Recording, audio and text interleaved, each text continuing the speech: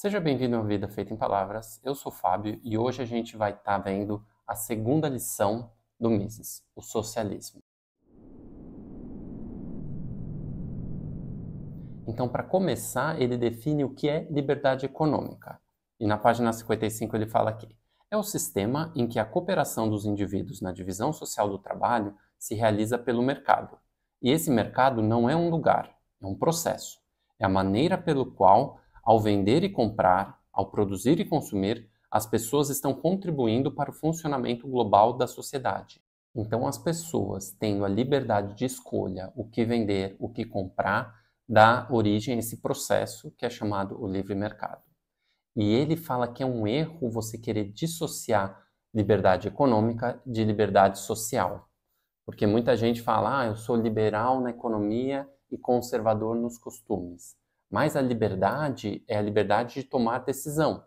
Então, é uma coisa que ela é meio binária. Ou você defende a liberdade, ou você não defende a liberdade. Porque se você defende a liberdade para as pessoas tomarem decisão em relação a uns aspectos econômicos, mas não em relação a outros, você está limitando a liberdade. Então, ele fala que é um erro você querer dissociar as liberdades.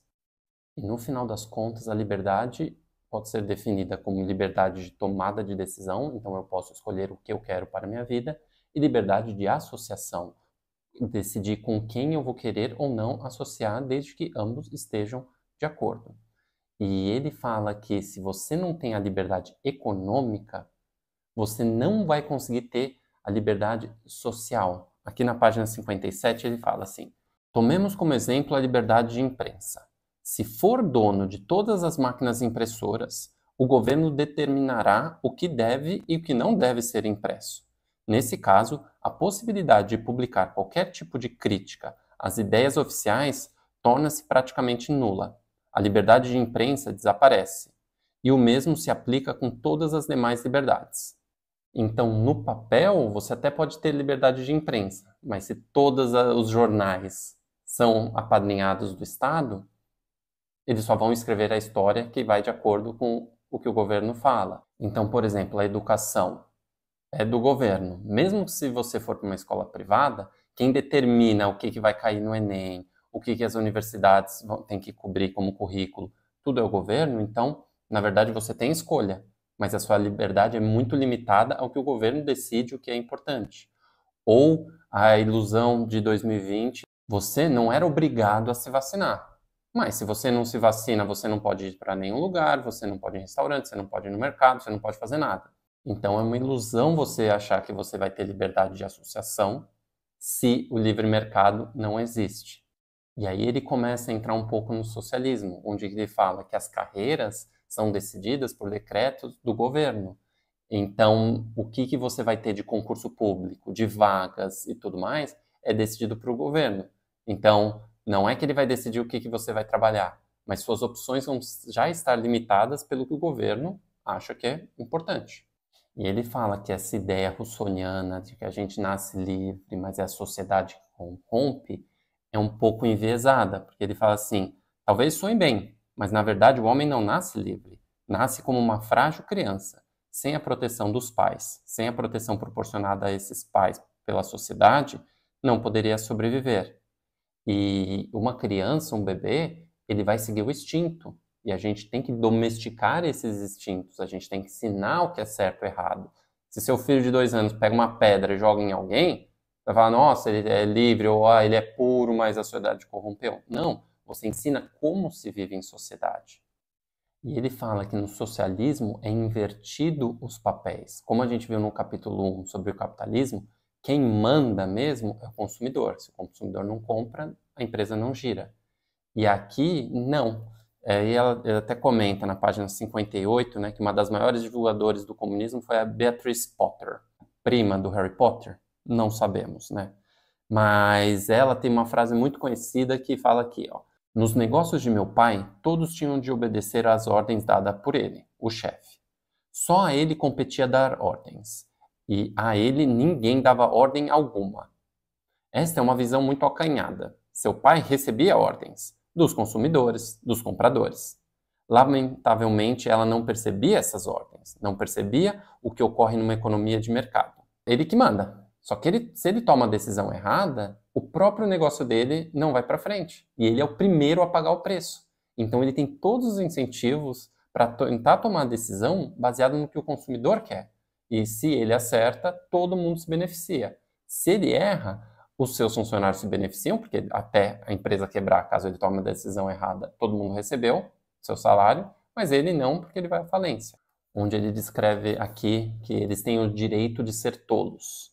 E muitas vezes os consumidores compram ou consomem artigos que não deveriam comprar ou consumir.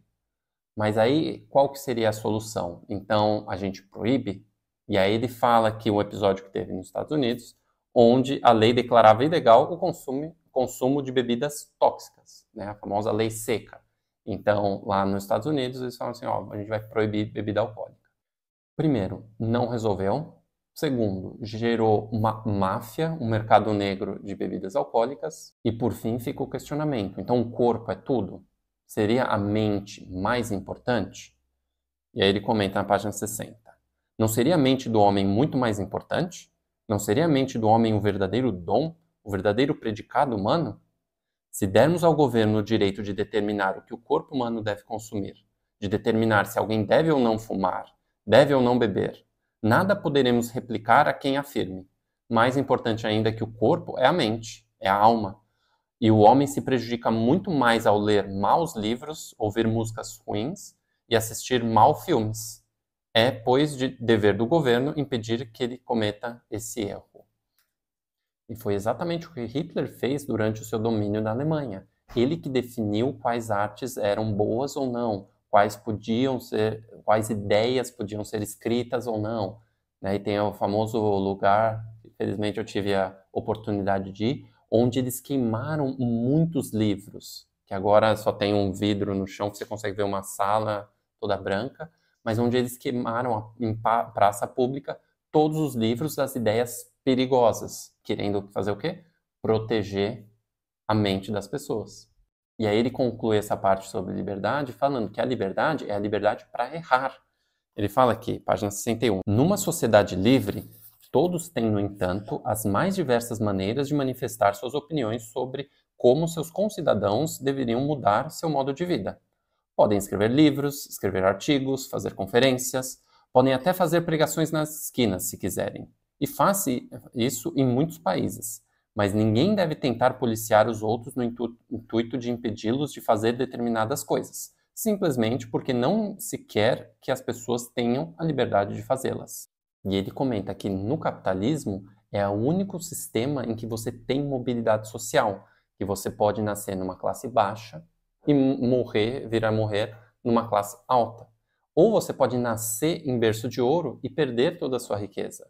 Porque o que determina, de novo, são os consumidores. E ele dá um exemplo do Henry Ford, que ele não vinha de família rica, e ele criando o sistema de produção em massa, né, dos seus carros, ele se tornou muito rico. E ele comenta que ele viu numa livraria um livro sobre uma pessoa muito importante na Europa, no século XIX.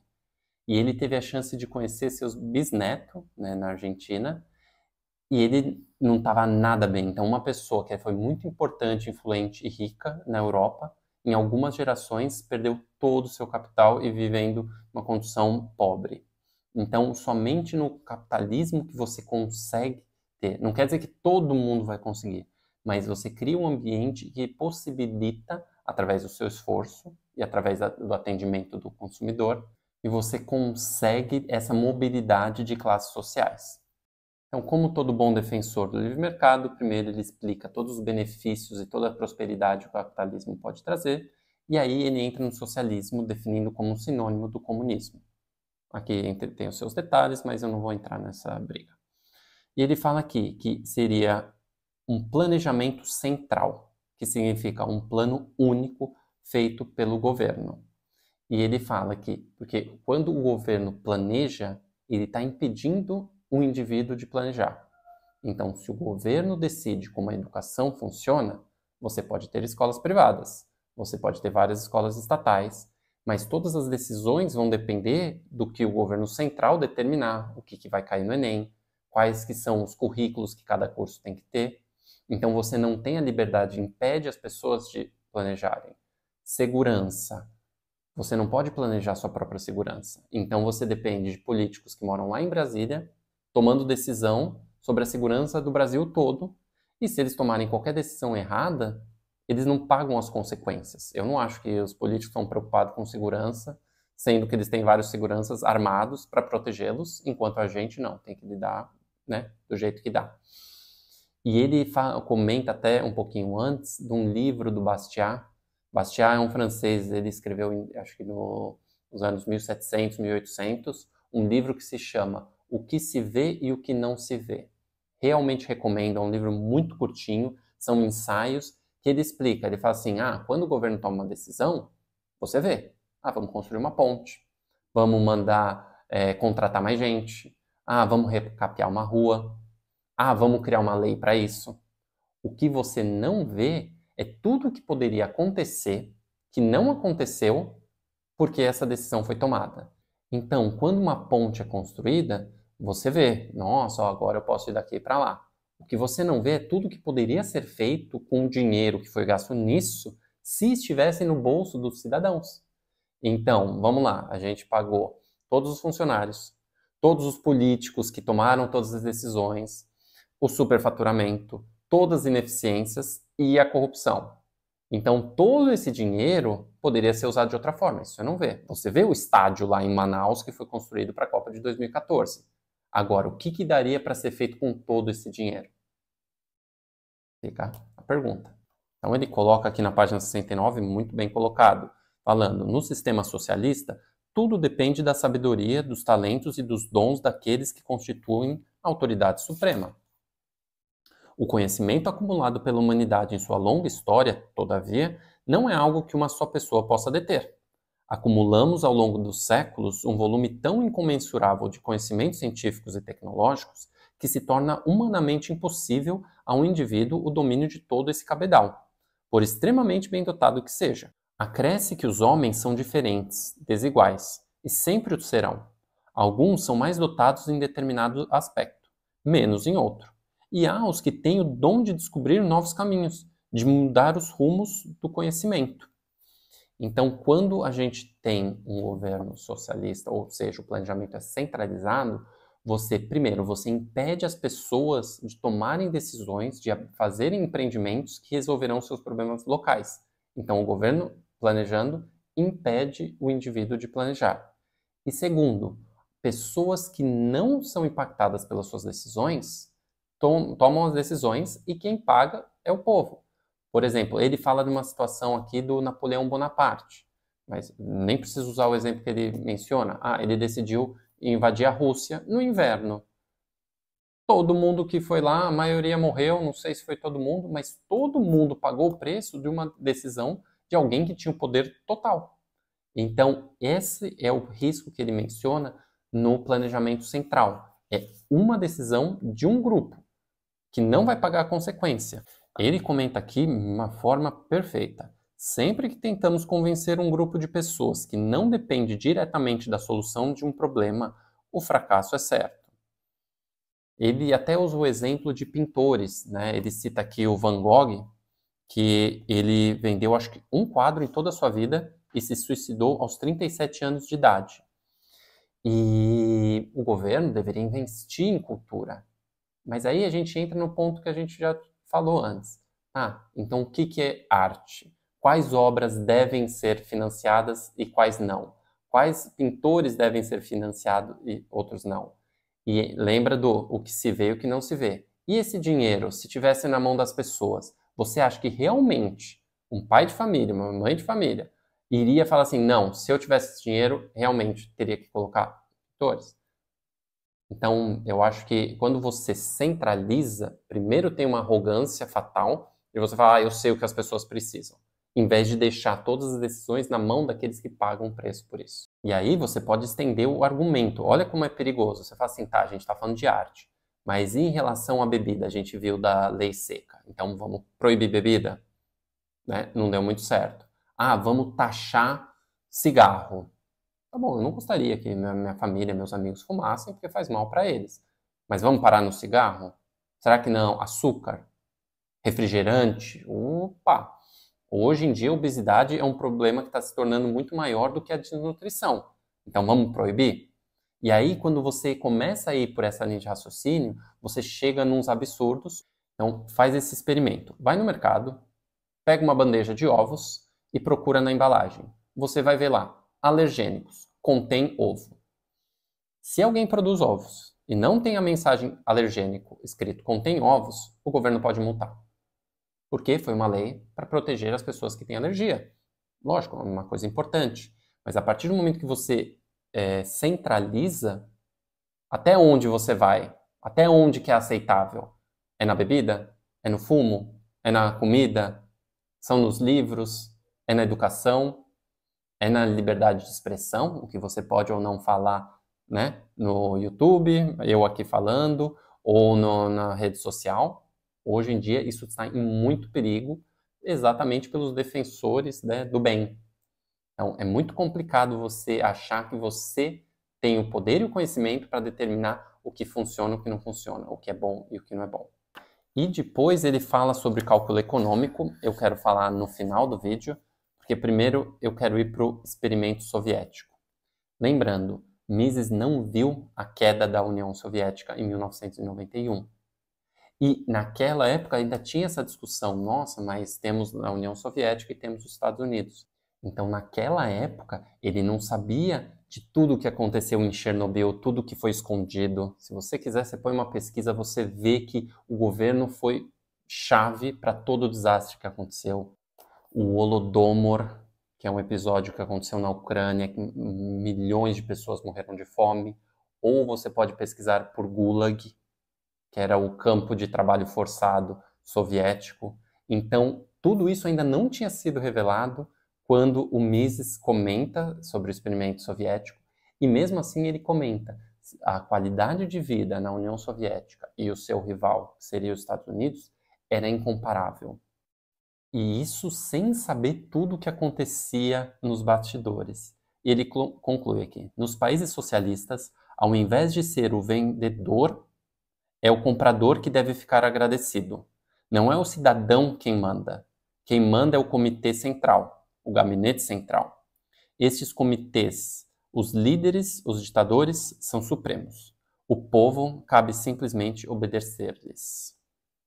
E para concluir, eu quero falar um pouco do cálculo econômico, que ele fala aqui que o cálculo econômico é impossível no socialismo, só que eu acho que ele coloca de uma forma um pouco complexa. No socialismo, as coisas até tinham preço, mas se é o governo que toma todas as decisões, o preço é determinado pelo governo de uma forma arbitrária. Enquanto no livre mercado, né, como eu falei, é um processo que se autorregula. Como esse processo vai se autorregular? Pela oferta e pela demanda, e isso é resumido no preço. Vou dar um exemplo. Em 2020, quando teve a pandemia, os postos de gasolinas ou o álcool em gel, o que aconteceu? Os preços subiram muito. Por quê? Porque surgiu, de repente, muita demanda por aquele produto. Então, como tem a oferta estava se mantendo constante e a demanda aumentou, aumenta-se o preço. Ah, porque o pessoal é ganancioso? Não, porque se você não aumenta o preço, acaba seu estoque e ninguém mais alcança. Então vai alguém e fala assim, nossa, eu quero comprar 50 álcool gels aqui. E aí, beleza, a próxima pessoa vai lá e não consegue comprar. Só que aí o que acontece? Aqueles que subiram o preço, tanto nos postos de gasolina ou do álcool gel, tinham estoque. E aí você fala assim, nossa, mas aí eles estão explorando as pessoas. Não, porque aí outras pessoas começaram a olhar e falar assim, opa, o preço subiu. E se eu produzir? Então muitas empresas passaram a produzir álcool gel. Aí o que aconteceu? A oferta começou a aumentar e a demanda, né, continuou alto, os preços começaram a cair. Então o preço ele não deve ser visto como uma decisão arbitrária, mas é uma informação onde mostra o que as pessoas estão procurando. Ah, o iPhone é muito caro, mas está todo mundo comprando. Então outras empresas foram lá e falaram assim, a Apple criou o iPhone, então eu vou criar um smartphone também. Por quê? Porque as pessoas estão pagando muito caro, porque só tem eles. Então atrai outras pessoas para participar desse mercado. Só que só é possível se você tem um livre mercado. Eu vou dar um exemplo. No Brasil, você pode comprar o celular, né, tem bastante liberdade econômica de se produzir, de vender, então muita gente tem, né, o smartphone. Porém, os planos, né, as operadoras, é super regulamentado. Então você tem 4 opções, tem Oi, TIM, Claro, Vivo, em que, para ser sincero, depende se funciona ou não na sua região, porque eles são muito similares. Por quê? Porque a regulamentação impede, se eu falo assim, eu quero criar um chip, eu quero criar um sistema de telefonia para, né, atender as pessoas. É tanta regulamentação que impede a entrada de outros players. Enquanto, por exemplo, aqui na Europa, você pode selecionar um monte. Tem Fastweb, tem Vodafone, tem Iliad, tem Wind, tem um monte. Por quê? Porque você tem a liberdade. Por isso que aqui eu pago muito barato no meu plano, tenho giga ilimitado, e se eu não estou feliz, eu vou lá e troco, escolhendo baseado na minha necessidade. Enquanto no Brasil você tem uma falsa ilusão de, não, temos competição, temos livre mercado. Não, porque eles sabem que ninguém mais vai entrar. Então, na verdade, você tem um oligopólio onde eles mandam em tudo. Então, com isso, concluímos a segunda lição de Mises. Eu adicionei um pouco da minha opinião. Fica à vontade para colocar nos comentários o que você achou. Se você assistiu até aqui, eu agradeceria se você deixasse um like. Deixa nos comentários, né, o que você achou. Se não gostou, também deixa aqui embaixo o que você acha que eu poderia estar fazendo diferente. Se puder, também encaminha para outras pessoas que podem estar gostando desse conteúdo. E no próximo vídeo a gente vai estar cobrindo a lição 3, que é o intervencionismo. Eu acabei já mencionando muitas coisas, mas você vai ver que ainda tem, o buraco é muito mais embaixo. Então, até a próxima. Tchau, tchau.